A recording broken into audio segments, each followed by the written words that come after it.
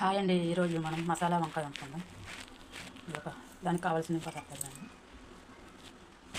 చింతపండు వేరే వేరే వెరైటీ టమాటా వేయకుండా చేస్తాం వంకాయ. ఇవన్నీ అన్నీ వేయించుకోవాలి.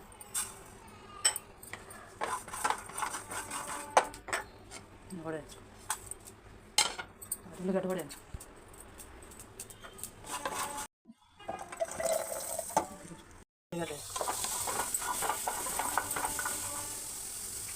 ఉల్లిగడ్డ వేగింది.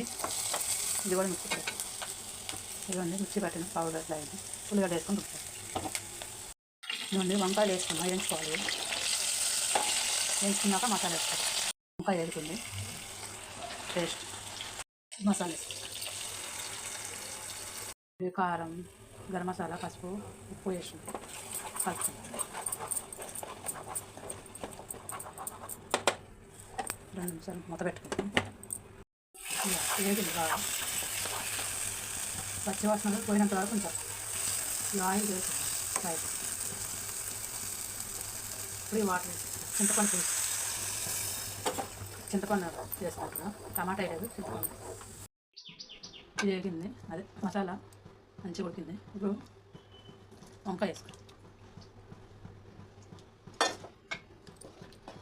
మనము వంకాయ మసాలా రెడీ అయిందండి. ఇంత మంచిగా కనిపిస్తుంది చూడండి.